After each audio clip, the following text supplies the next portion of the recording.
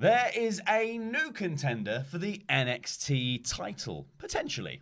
This episode of NXT seemed like it was setting things up for what's going to happen in a post-Wargames world. Hi, you're watching WrestleTalk Live, a review of NXT. I'm Faker Laurie Blake. This is housemate Simon Longdon. Just before we start, let's go over the Super Chat related stuff that we need to talk about. Some people might not have heard so far that we're not doing Super Chats on the channel for the next 2 weeks. It's a little trial run to see how that affects the flow of the show. If you do Super Chat on YouTube, your message will show up if you spend over $10. If it's like a Super Chat for $10, I think. Otherwise, your name will pop up and flash up on the screen. You should be able to see stuff floating around down there. I don't know if anything's happening at the moment. I can't see it. But let's crack on talking about NXT, because this was a really, really good episode of the show. And set up, I think, came out of the gates, one, like building on what happened over the weekend on Wargames and Survivor Series, but also attempted to position certain people ready for the future. So the main one to talk about is Finn Balor, who had a very big part to play in this episode of the show. Fresh off his win over Matt Riddle, Takeover Wargames, and fresh off sort of like, he kind of felt like he was floating around in like waiting for the Johnny Gargano feud, but Johnny's injured now. So now Finn Balor, we're finally kind of finding out what's going to be happening with him. And it seems like they're setting up an NXT championship shot with Adam Cole somewhere down the line. Yeah, it looks like they're either, I think he's going to get the shot now and they'll save the Ciampa match for Mania weekend. That seems to be what they're aiming for, which makes sense to me.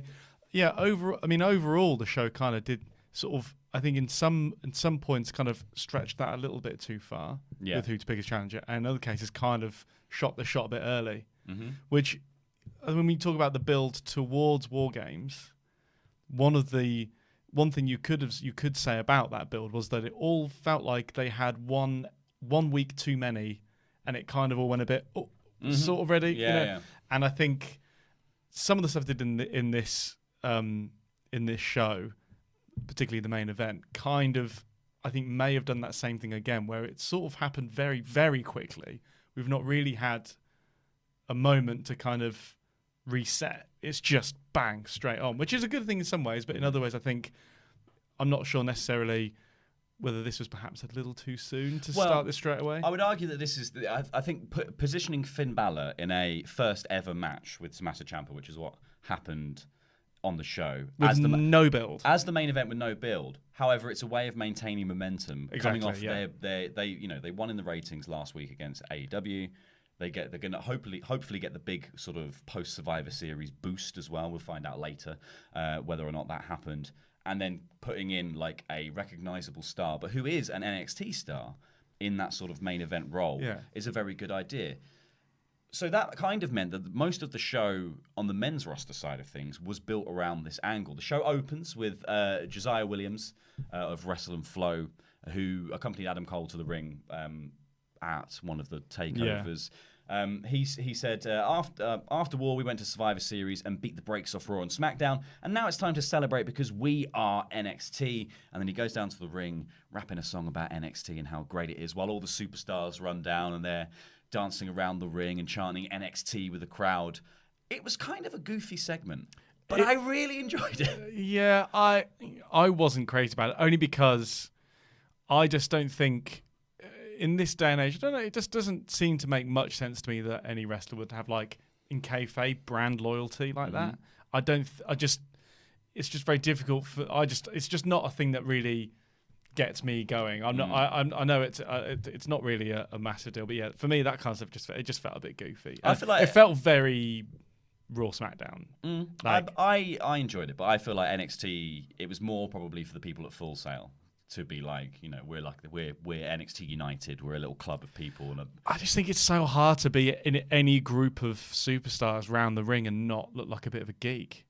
Do you know what I mean? It's just hard, it's just hard not to. Like, it does, I think it just makes everyone look a bit silly. So housemate Simon is on the Adam Cole camp because he didn't want people to do this either. He came out and he was like, stop, because the only reason that NXT even won at Survivor Series is because of the Undisputed Era. Obviously, Roddy Strong won his match that was it, really. That was Undisputed Era's main help at Survivor Series. Obviously, Adam Cole won his title match, but that didn't count towards the overall score of Survivor Series. So, yeah.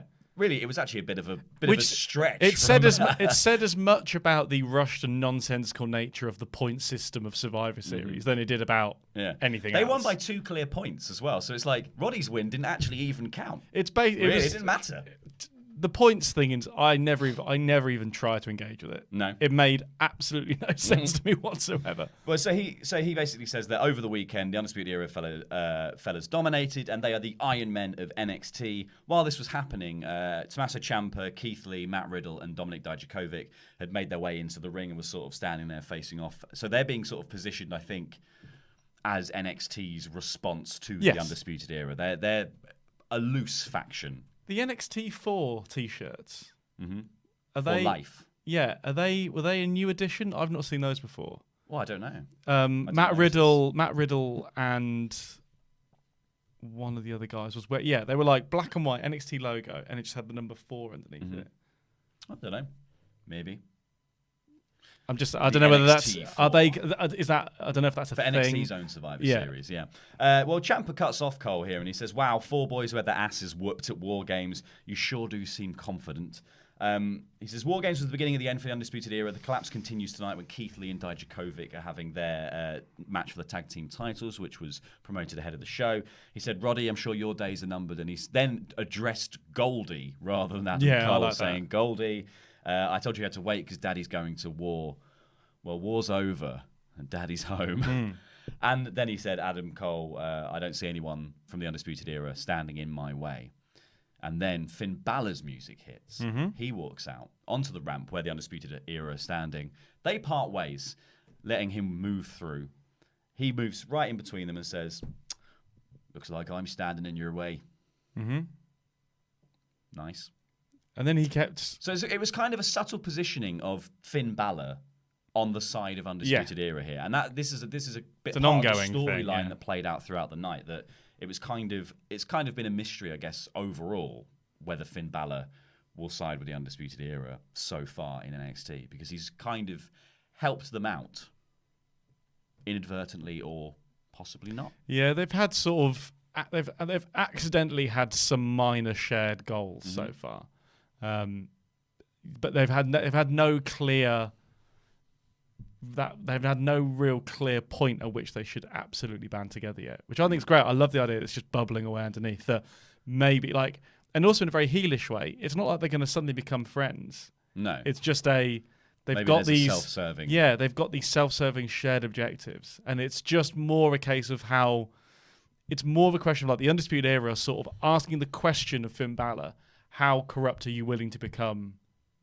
To get what you want.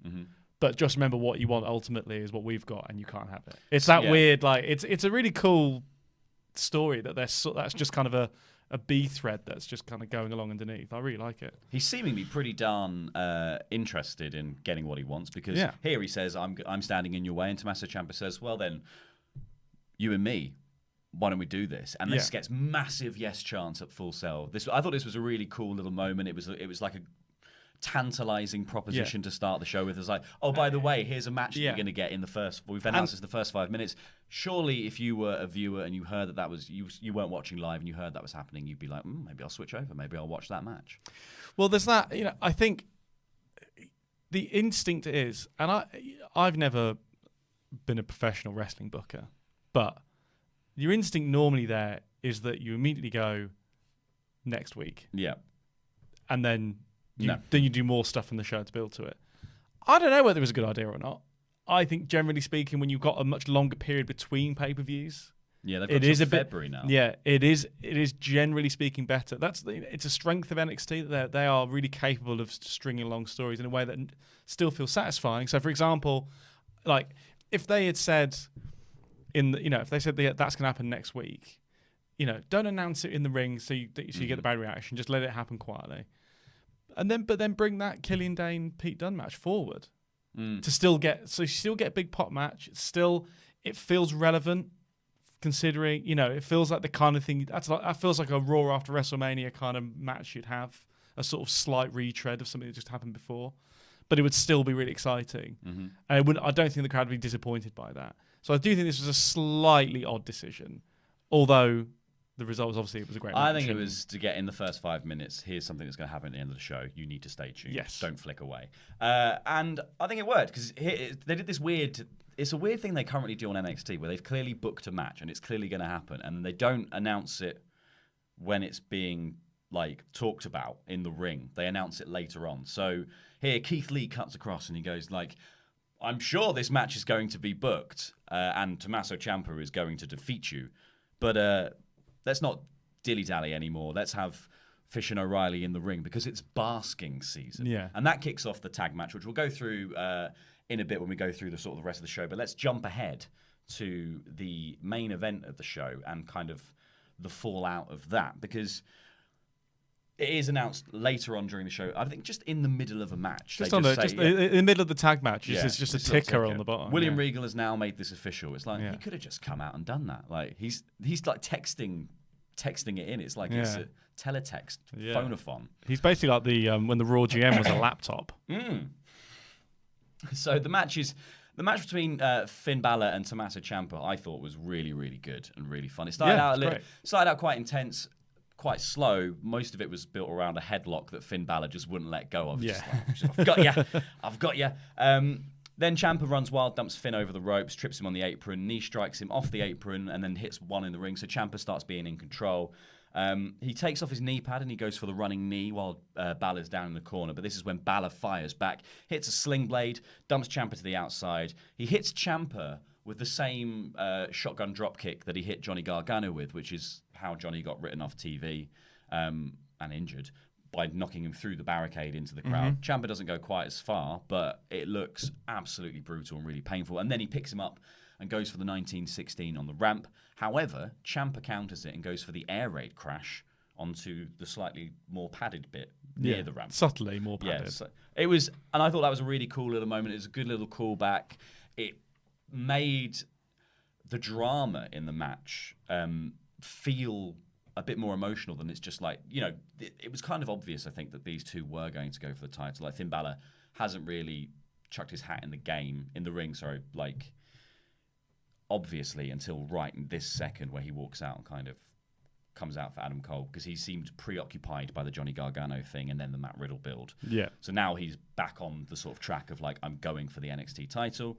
Also, Ciampa generally. Also, I think Ciampa brings, in all his matches, brings a real intensity, and it was really cool to see Balor match that. Yeah, and I think it's all, and the same. He did it the same with his match against Riddle as well. But this whole new character has been so much more intense. It's been really good to see him kind of also looking like he's hard hitting as well. Like even it just.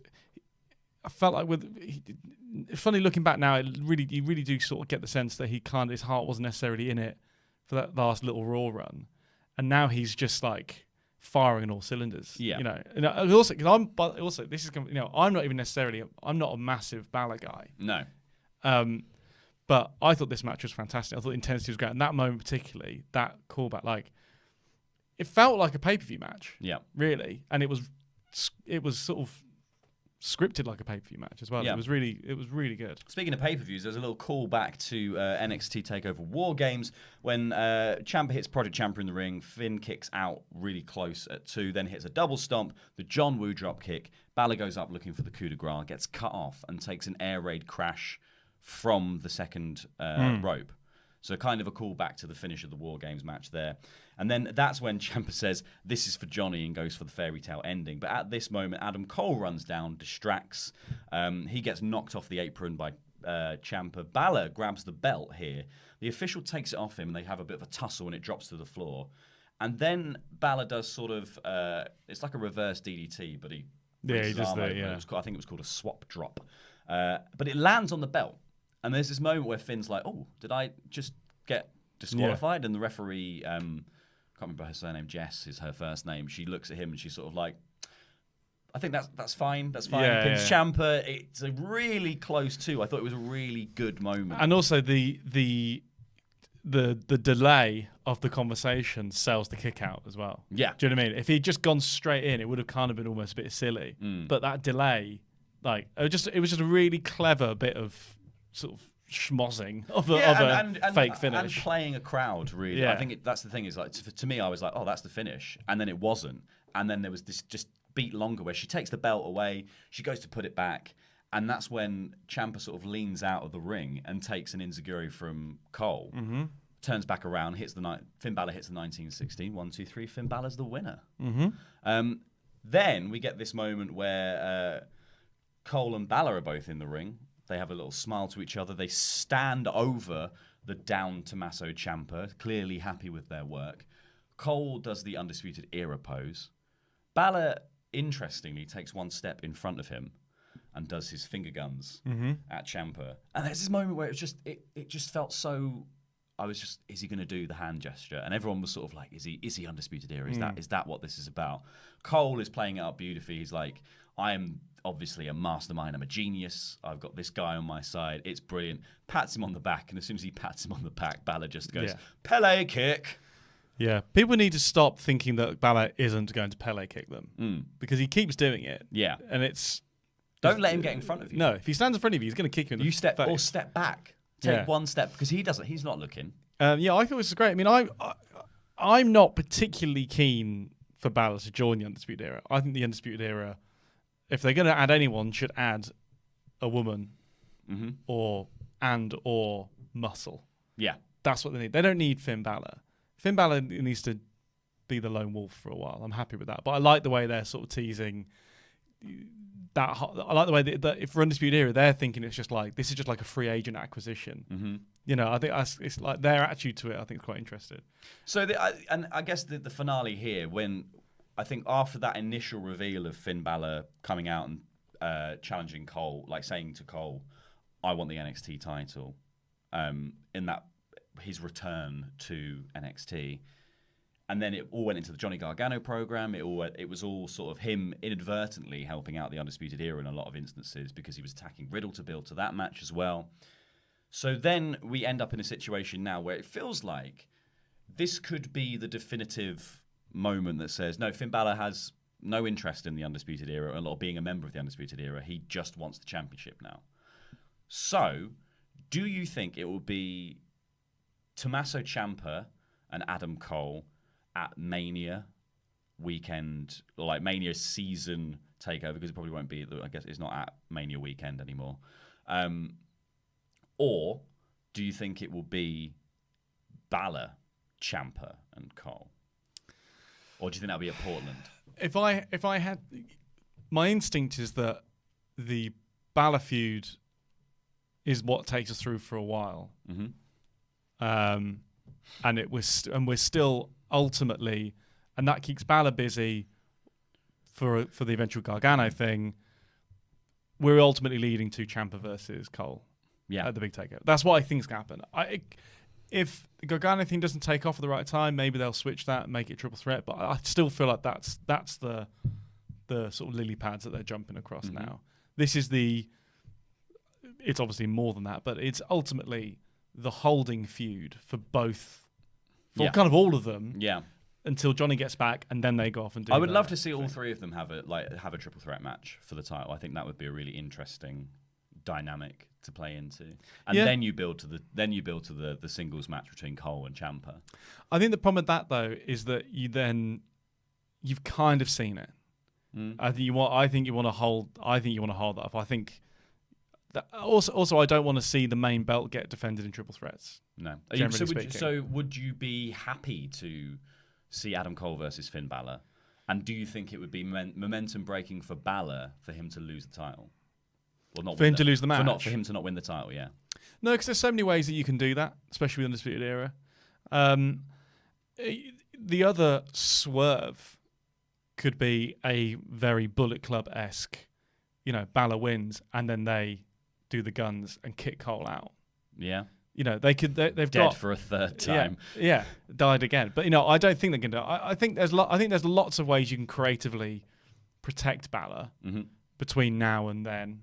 Whether that's through the Undisputed Era getting involved or other champion, or that is the Gargano return. Yeah, it's the Gargano return that costs Balor Balor That's a then good goes, idea. And then he can go into a program with Johnny. Yeah, so I think That's a good takeover I think that seems to be the most logical.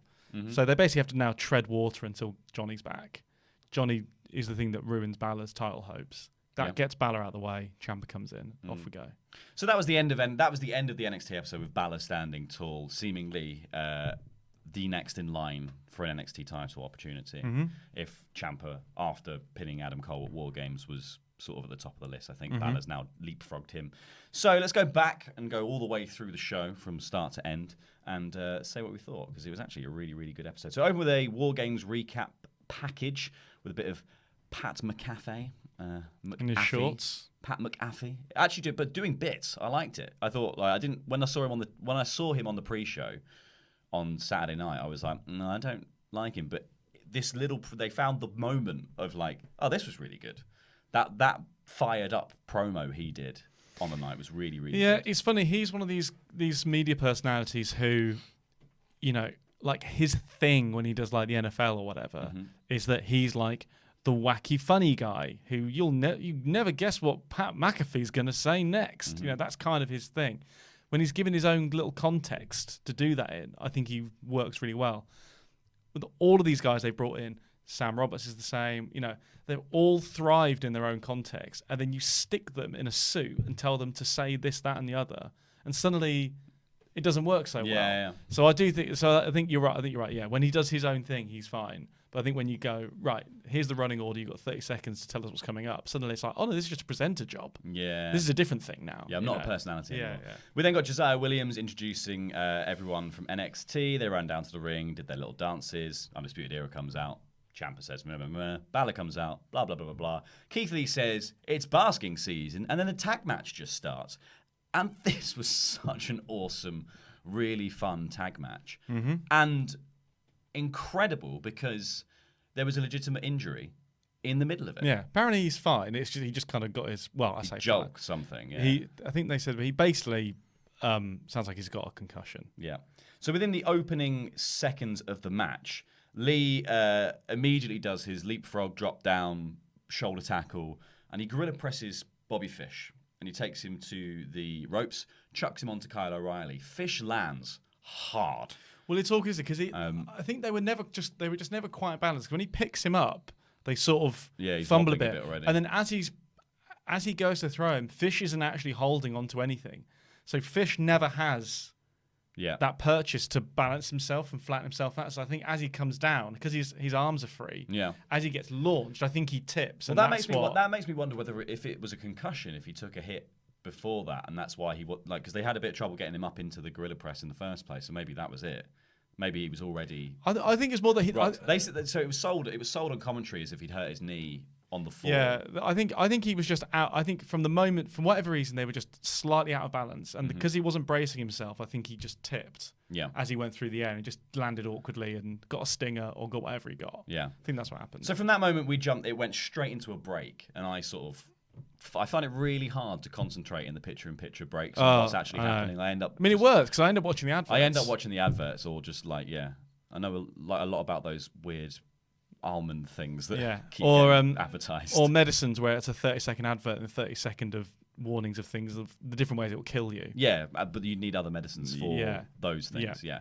But by the time it came back, basically Roddy Strong was in the ring, jeans, still in his jeans, so clearly had to suddenly enact some Freebird rules, dramatically.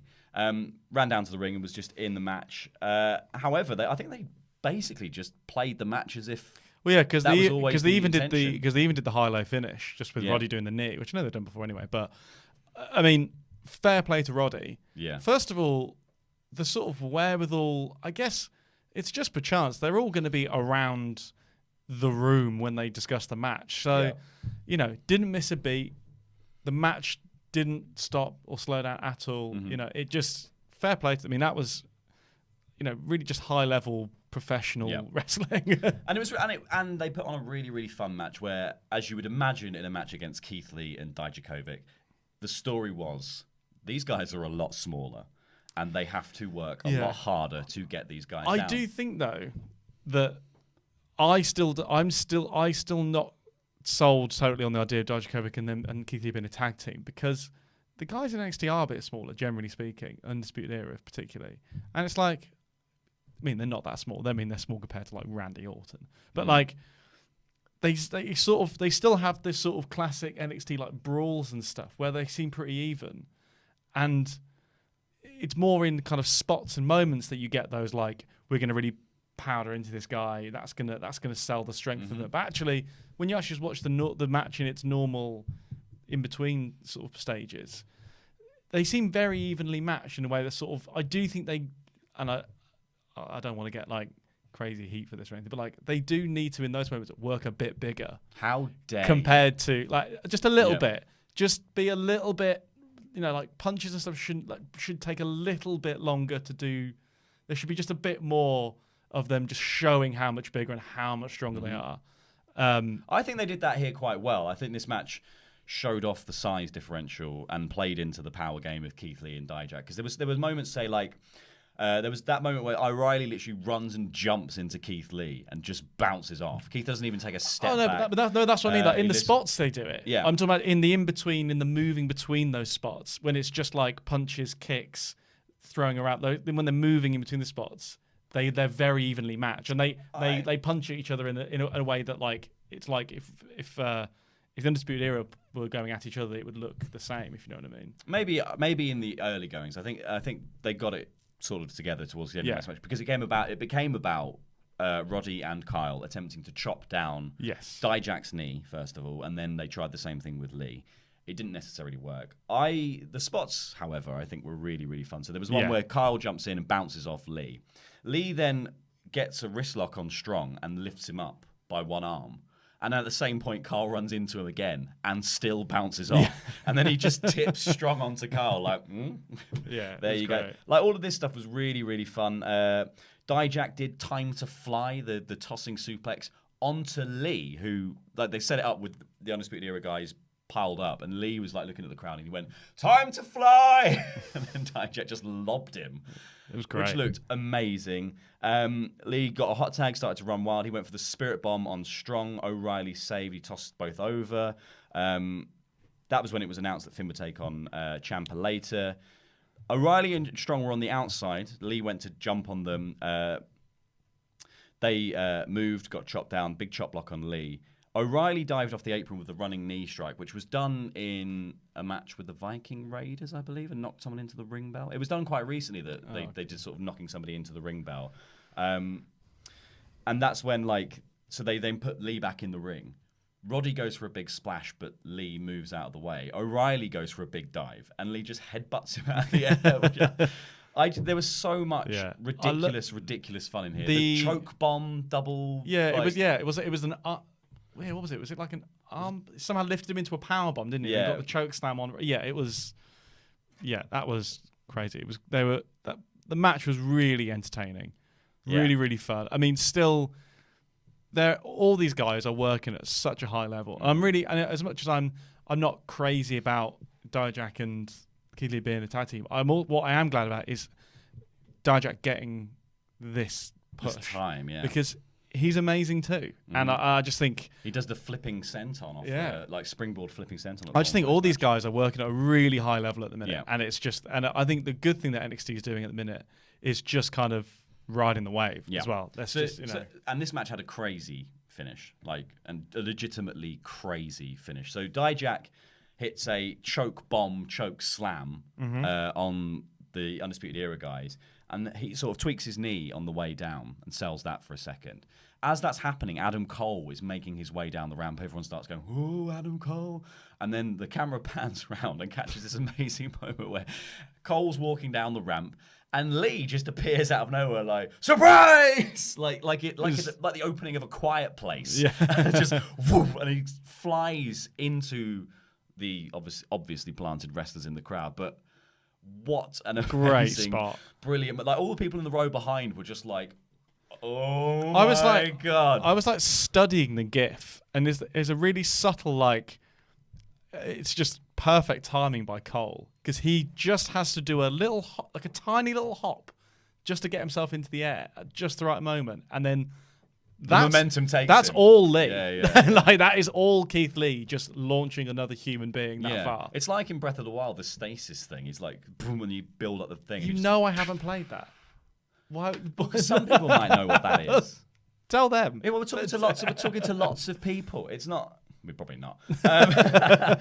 However, this moment not only shocked everyone in the crowd, it shocked Lee, who was like, I didn't realize I was that strong. It shocked Dijak, who was like, I didn't realize you were that strong. The only people it didn't seemingly shock were Kyle and Roddy, who then hit the high-low on Dijak as he's just sort of gormlessly standing there and get the 1-2-3. So even though Cole's attempt at distraction didn't work, it was still distracting enough. Yeah, because Keith Lee was then too far away, because he did slide in at 2. So he was just literally just too far away from saving the distraction to get back in. It was a great finish. Character-wise, I don't necessarily like it. For who? For Lee and Dijak. I think it made them look like idiots. This is why they shouldn't be a team. Yeah. Because they're just so big, so strong that they can both be so effective. They could still be in that little 4 kind of horseman thing, whatever they're doing, I think. But I just wouldn't put them together like this. I think this is exactly the reason why you don't do it. Because it does. Finishes like that are great, but the problem when you've got guys that are so much bigger, you kind of have to. That has to kind of play into the. It's also difficult for the heels to then really ever be anything other than. Yeah, and it means you have to come up with crazy finishes in an attempt to not always have it be the Undisputed Era swarm the guy. Yeah, I kind of, it would almost needed like... Or hit them with weapons, I guess. If there was ever... It should have almost been like Cole coming down should have distracted the ref. The ref should have also been looking at Cole in the crowd. And then there should have been like a weapon shot with the belts. Yeah. That would have made slightly more sense. Yeah, they don't do a lot of weapon shots with the belts, the Undisputed Era, really. No. Like, and I think that was a Edge and Christian thing. Yeah, no. But like that was a perfect moment to do it. You're undersized, you're slightly overmatched because you're also down a guy. Yeah. So this is when the Undisputed Era have to start. There's a moment where everyone's distracted. Use it. Don't just do your finish. Yeah. And despite I think it making it seem a little bit like Keith Lee and Dijak, it was still awesome. Yeah, it was like, no one looked like a chump. It was great TV, and it was a moment that literally had me pop out of my seat. I thought the whole match was super entertaining. I loved it. I thought it was great. It was an amazing hot start to NXT. Then we got a recap of the women's Wargames match from Takeover Wargames, funnily enough, and also just a rundown of sort of what happened on the night. The fact that Mia Yim was injured from some sort of mystery attack, which they're still sort of saying, there was a mystery attacker. So I don't know if they're going to actually do it's somebody else and not Dakota Kai. Yeah, I sort of blanked that hadn't been solved. Yeah. It's still an open case. I know. This one's been on my desk for years. I guess because they sort of the way they did all the switcheroos of Rhea's team, I sort of don't care now. Yeah. Do you know what I mean? Well, I just assumed I assumed it was Dakota Kai. Well, this is it because also I just say it was Dakota Kai. But also once you ended up with the people you ended up with in that team, it sort of rendered that mystery moot anyway. Like it didn't actually matter. Yeah. So unless they're going to do a big sort of try and build suspense for when Mia comes back and she attacks Dakota Kai and builds into that feud, or because she knows Dakota attacked her. So Mia's injured. Dakota Kai was chosen, attacks Tegan Nox very viciously. They had a little fun told through snapshots, Baszler laughing, which I really enjoyed. They said that Kai was fined for putting her hands on William Regal. Nox was obviously unable to be there last night to be involved because she's injured. It was Cathy Kelly was backstage talking to Candice LeRae. Cathy Kelly put over the fact that this was one of the biggest weekends of Candice LeRae's career, obviously having won in the Wargames match and won at Survivor Series. She said that all she's heard since Wargames is Dakota Kai being in the ring and listening to her destroy someone I see as my sister was painful. This was somebody that was supposed to be my friend. She says that she's sure that Tegan will get hers on Dakota Kai, but tonight Kai isn't going to be wrestling against her friend.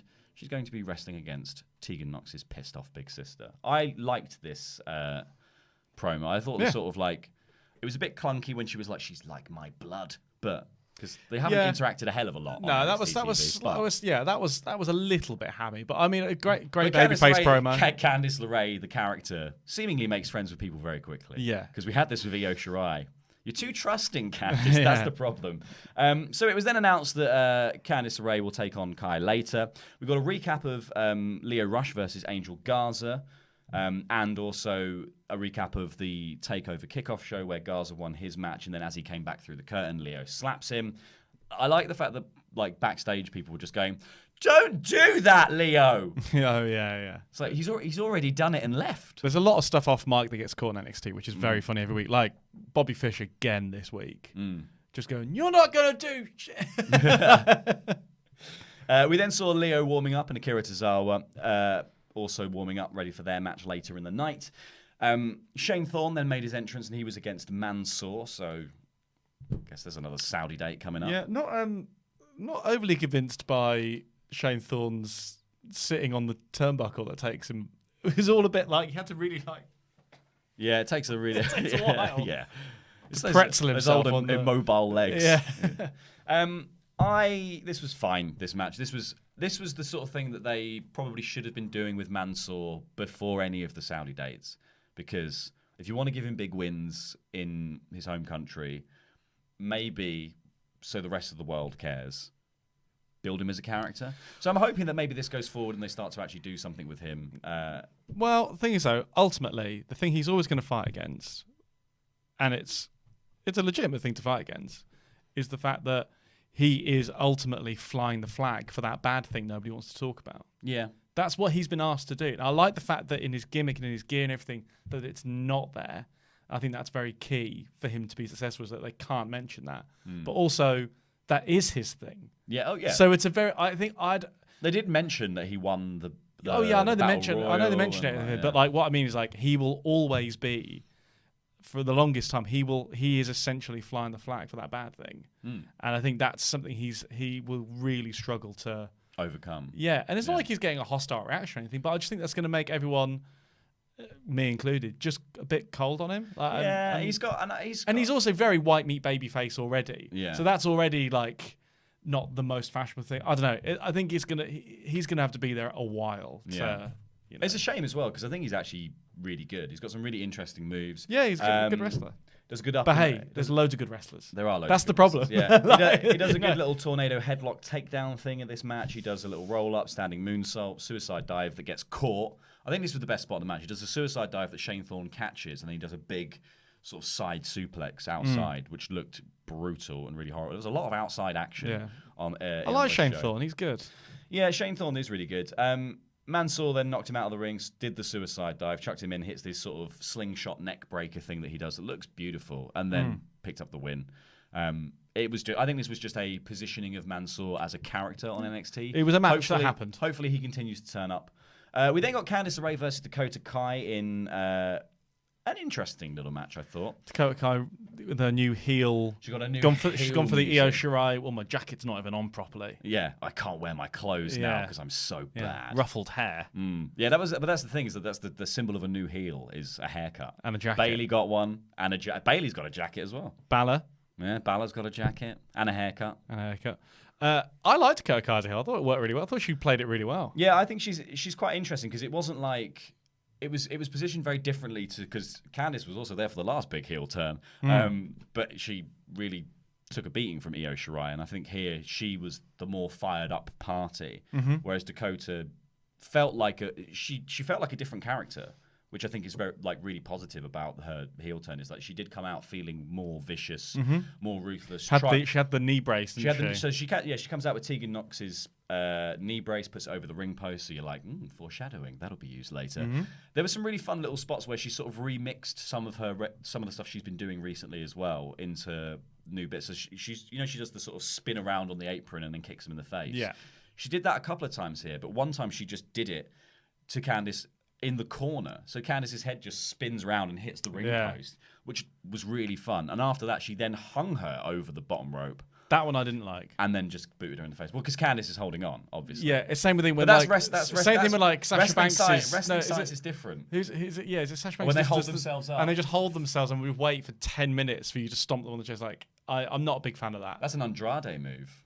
Oh yeah, does the knees, doesn't he? Yeah. No, he does the double stomp. So he gets up and Yes. does a double stomp as you're sort of like climbing back up. Yeah. It's like drop down. If you drop down, he misses. Yeah. Same with the Candice was just holding herself there Yeah. to be kicked in the face. But the kind of story here, I guess, that was Candice was really pissed, basically. Fighting the good fight. And she was fighting the good fight, and she put in an absolute shift in this match. She's great. She was I trying love to hit her. Candice She was LeRae. trying to hit her moonsault like right out the gate. She dodged the spinning kick thing initially, hit a big wrecking ball drop kick, did a suicide dive to the outside. This is all in the opening like minute of the match. It was great. Then they did the sort of ring spot. Candice LeRae went for a Hurricane Rana, but took a power bomb. Then they did a back suplex onto the apron that wasn't really onto the apron. So there was a lot of, we're going to do something on the apron or we're going to do something on the floor in this show. And this was one of those moments. And this was one, like the Bobby Fish one, that made me go, because there was another one in the Leo Rush match that we'll get to that also made me squeamish. Basically, Candice just does the sort of classic drop down and you're meant to sort of back splat on the apron. But Kai misses it by like that much. Yeah, basically just her shoulder clips it. It looked horrible. Yeah, not great. Yeah, but it was. I mean, looking horrible is what it was meant to do. So if she's not badly hurt, then I guess a lucky escape that actually just added to the drama of the match. It's not ballet. That was really really fun. Then she sort of missed a moonsault. Kai hits the chiropractor, which is the worst name and the slowest move. LeRae kicks out. She then does the Gargano escape. LeRae keeps control. Kai sort of stumbles up to her feet, runs out of the ring. LeRae goes for a suicide dive, and this is where Kai just whaps her with the brace, which she'd gone to get earlier during a different spot and taken off the ring post, but then it was dragged. She was kicked, and then she dropped it to the outside, so it was already sort of there waiting for her. She smacks with the brace, dumps her into the steps, then the post. The official grabs the brace and takes it off her. She then goes round the side of the ring, chucks a guy out of his chair and takes the chair and comes back round ready to beat Candice down more. The match has been obviously thrown out by this point. As she goes to sort of swing, Rhea Ripley runs in with a huge boot that knocks the chair out of her hand, and then she chases off Dakota Kai and then sort of is like, Candice, are you okay? Yeah. You're my friend. We went through war together. Others good match. Really good match. Finish made total sense. Candice looked strong. Dakota looked mean. You know, Ripley's the hero. Yeah, Ripley is so over as well. Post, well, she was over before, but she's well over now. Made perfect sense. I thought it was a really well booked. Yeah, it was a really fun little bit of the show. We then saw Cathy Kelly with Ciampa. She asked how he was feeling about Finn.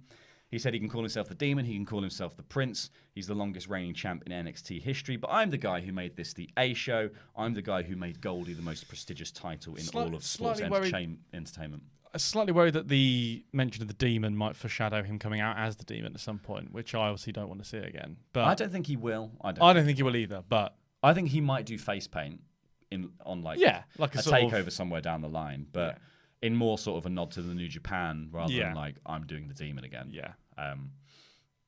I think that Ciampa's got such an interesting way of talking that I just think he's so kind of methodical and calm and eerily kind of still that everything just comes across with such gravitas. Yeah, he's not yelling and shouting and he's very cool. He's very threatening in a way that's understated.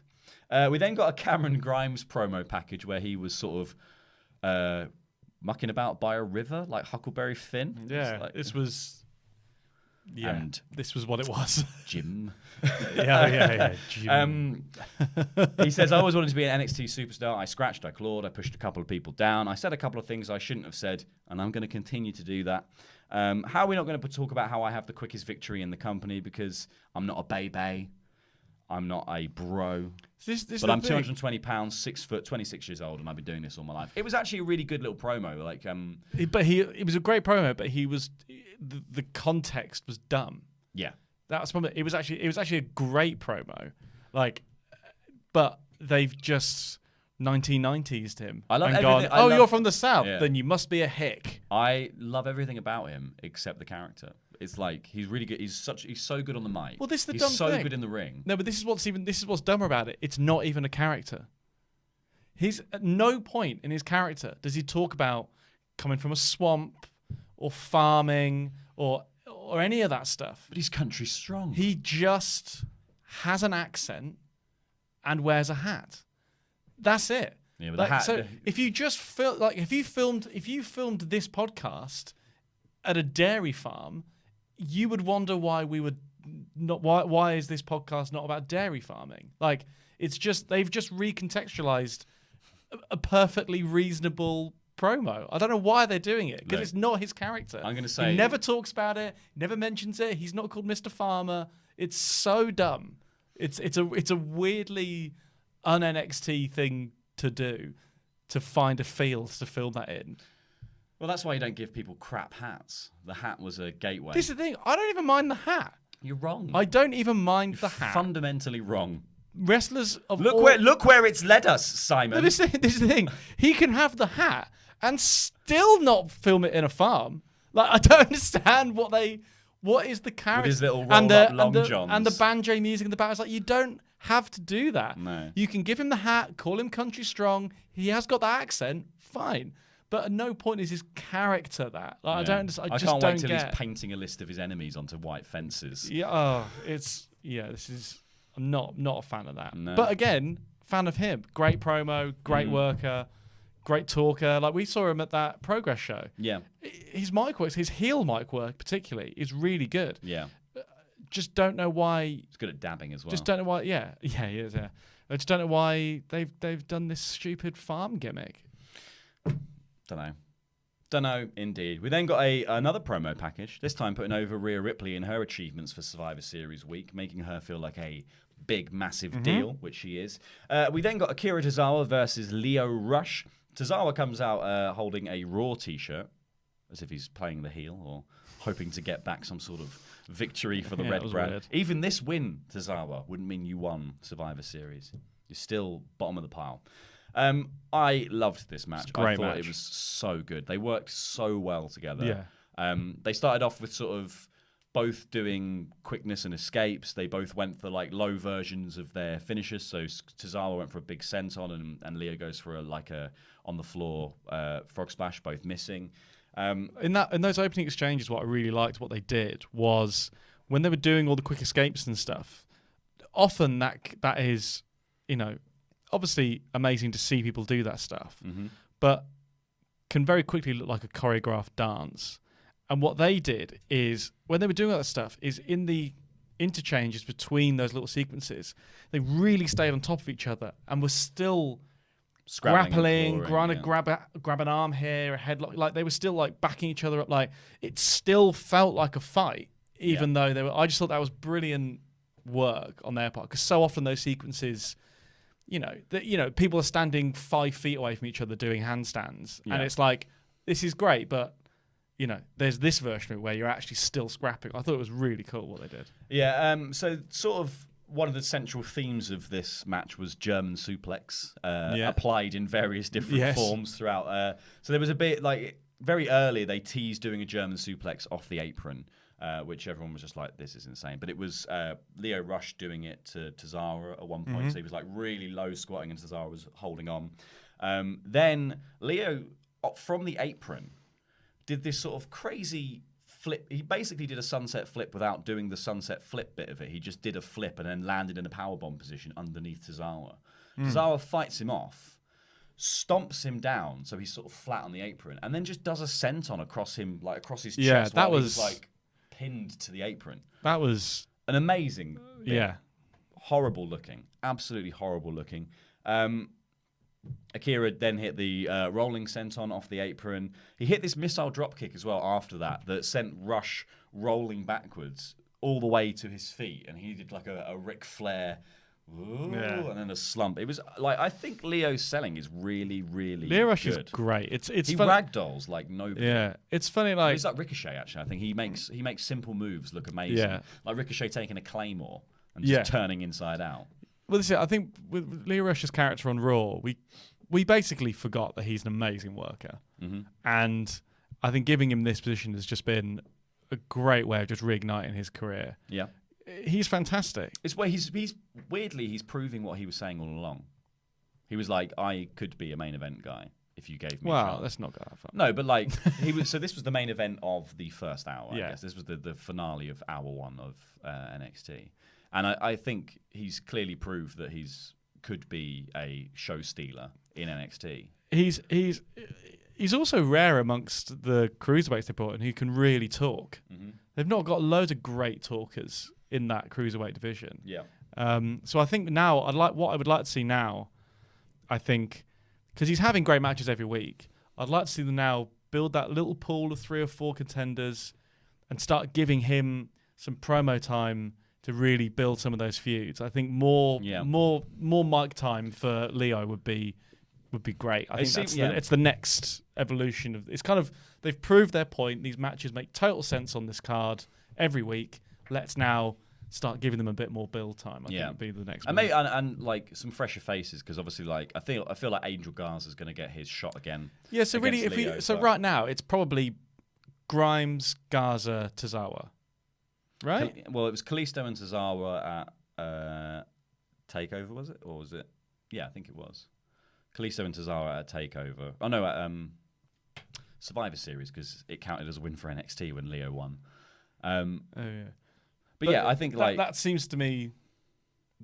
I don't know. Yeah, it'd be interesting. Like Mansoor, someone you could throw in there as a character, but I think Leo. You don't need any more than that. Yeah, Leo's sort of in that weird position where he's not really a character at the moment. He's just sort of a very over champion and he doesn't say much or do much beyond be really good in the ring. And it seems that everyone else is having all the kind of like they're just going, here, you got a cruiserweight title. Does the cruiserweight title still carry the 205 stipulation? What, they have to be under 205? Yeah, I think so. To be cruiserweight. Because Grimes obviously said he was 220. If you can cut 15 though. I don't think Angel Garza's under 205. I don't think Buddy Murphy ever was, but no. So the German comes back around, and they actually just do it. The German suplex off the apron, which I like.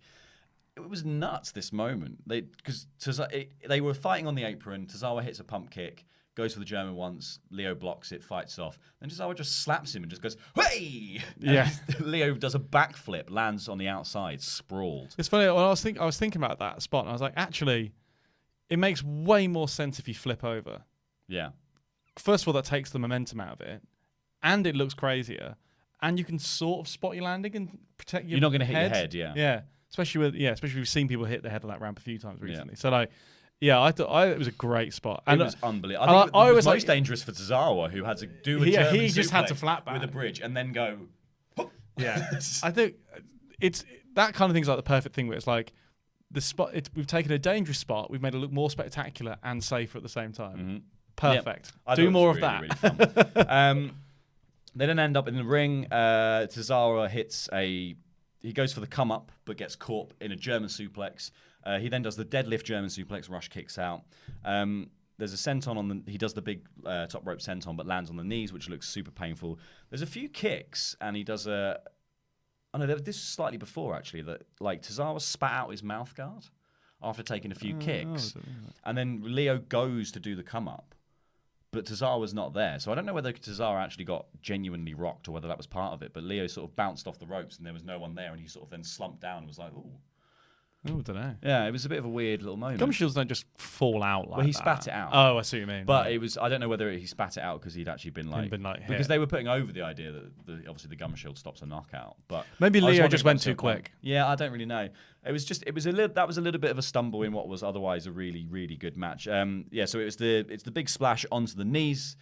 Leo goes up, hits a final hour to Tozawa's back, and then rolls off, and Tozawa rolls over, and then he hits the final hour going the other way onto the front. 1, 2, 3, Leo retains. Normally when people do a double, if they ever try and do like a double finisher from the ropes, it takes so long, it sort of renders it pointless. But he's so quick that it made sense.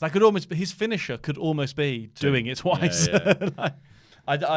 This match was just unbelievable. I loved it. It was really, really fun. Cathy Kelly was then with Finn Balor. She asked him for final thoughts before his match with Ciampa. He said, Ciampa's walking around like he's the toughest man in the world. I already put Johnny Gargano in hospital. Riddle found out a takeover. Tonight, Ciampa gets to meet the Prince. Nice little promo. Yeah. bit of fire for the match. Then it was Xia Li comes out, and Vanessa Bourne is here to get revenge for Aaliyah, who ended up with a broken nose after her match with Xia Li, which caused me to sigh, caused Nigel to cream his pants, and Beth Phoenix on commentary to say, "Settle your tea kettle, Nige," which I thought was great. Immediately, Bourne posts herself, gets a powerbomb from Lee, and this is when Shayna Baszler, Marina Shafir, and Jessamine Duke arrive. Lee then just quickly kicks Bourne in the back with this spinning kick and pins her, so she's got the win under her belt before any of the shenanigans can happen. Duke and Shafir rush the ring. Lee manages to fight them off.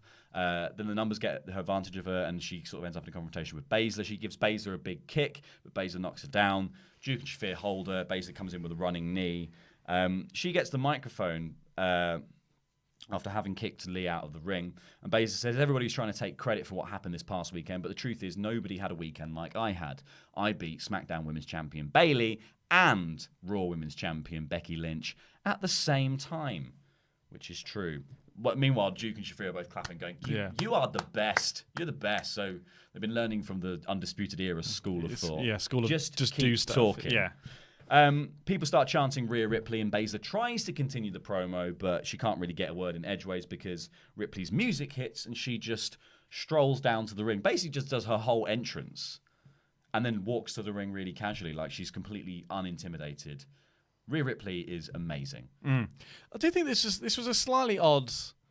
The sort of Xia Li stuff before this was slightly odd.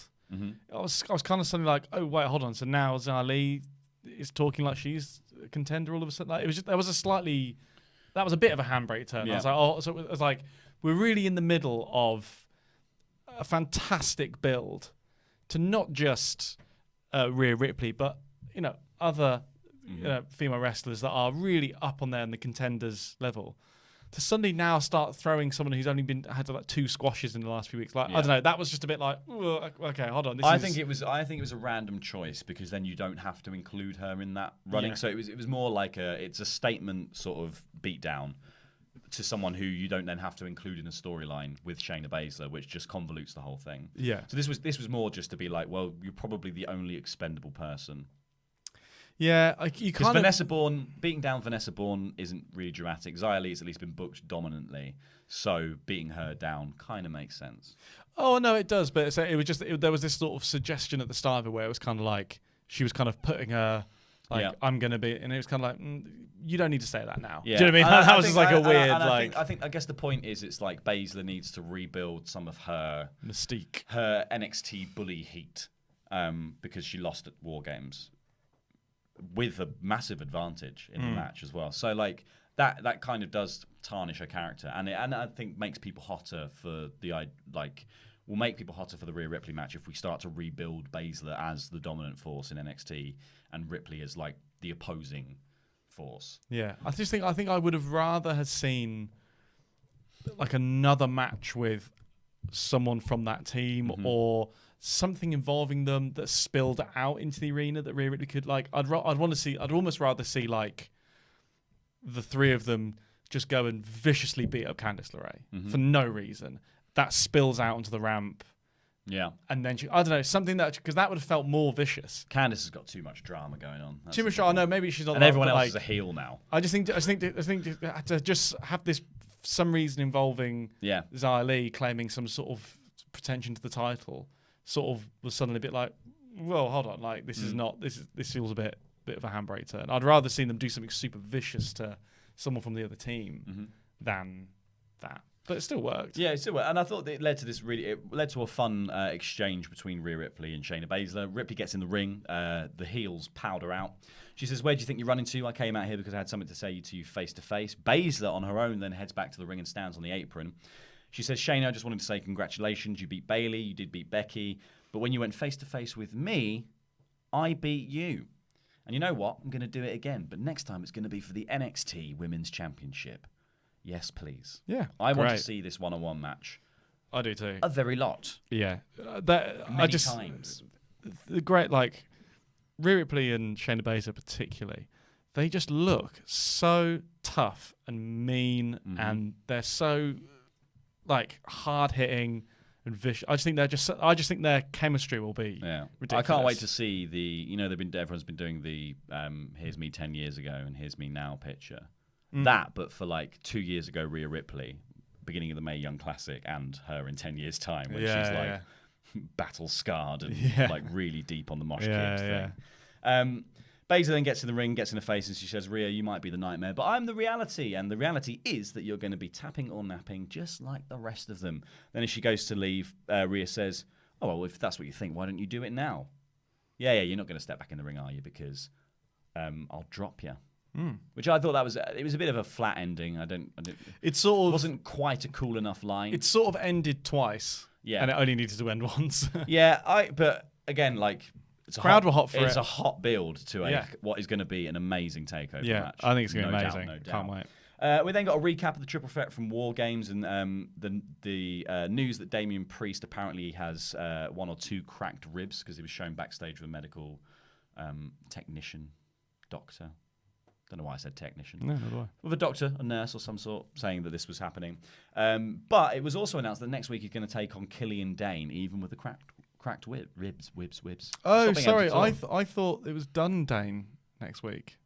No, it's Priest and Dane next week. I must have seen Peter instead of Priest. Yeah. So, and then we got the Tommaso Ciampa versus Finn Balor, and that was all she wrote for NXT. Overall, a really, really strong episode. The only match that wasn't really like blowing me away was Mansoor versus Shane Thorne, but it did what it needed to do, and it got out of there pretty quickly.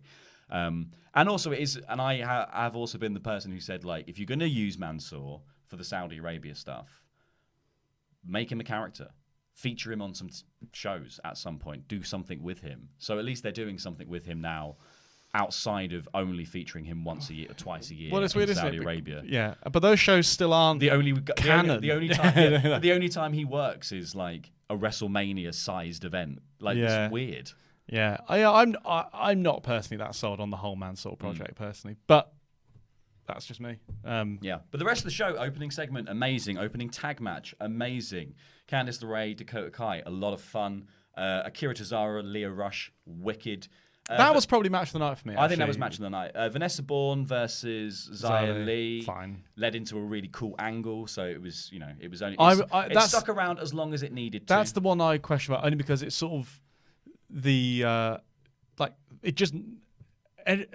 match just didn't need to happen, and it didn't need to be connected to what happened afterwards. I just thought it was a bit odd. That booking for me was a bit odd. But actually, I guess this is the other point of the title of our discussion today, that being there's an NXT title challenger in Finn Balor. There's another one in Rhea Ripley, which I think was probably more read into the weekend that she had because she got the pin over Shayna Baszler at Wargames. But this is kind of cementing that. So that's the build that we have going forward, seemingly, that Finn Balor and Adam Cole will be in the mix, and so will Tommaso Ciampa. And then on the women's side of things, it's going to be building to a Rhea Ripley, Shayna Baszler feud. I couldn't be happier. I think that is all the right choice. Yeah. I'm now excited to see what comes next for the North American title, who's the next big contender for Roddy. And I'm really excited to I think the end of the prophecy must be fairly soon. The fallout. Looks like Riddle might be the next. That was mentioned in the promo, wasn't it? I think Ciampa said that Riddle would go for. Yeah, it seems like it's those four versus those four. Yeah, like at some point. So there's going to be, maybe there'll be a clean sweep and a complete new set of champions coming out of one of the takeovers soon. I don't know. Let us know in the comments down below what you thought of NXT. I'd say it was a very high 4-star show. Yeah, that was burgeoning great. On a 5-star show. So let us know in the comments down below. Also, that's pretty much all we got time for. Thank you so much for watching. We're going to be going live on Screenstalker pretty soon to play a bit of WWE 2K20. So if you want to go to twitch.tv/Screenstalker and hang out and chat, and we'll answer questions and do all that sort of stuff. Bit of interaction. We'll play different matches. Who's the champion currently in our Screenstalker game? I won, didn't I? With Oh, it's Colonel Sanders. It's Colonel Sanders. It's Colonel Sanders from KFC. He's the champion. Like I said, thank you so much for watching. If you are watching on catch up, please click the videos that have just appeared on the desk to watch more awesome WrestleTalk things, and this button right here that will make you a pledge hammer on Patreon. I've been El Thegador Laurie Blake. This has been housemate Simon Longden, and that was NXT.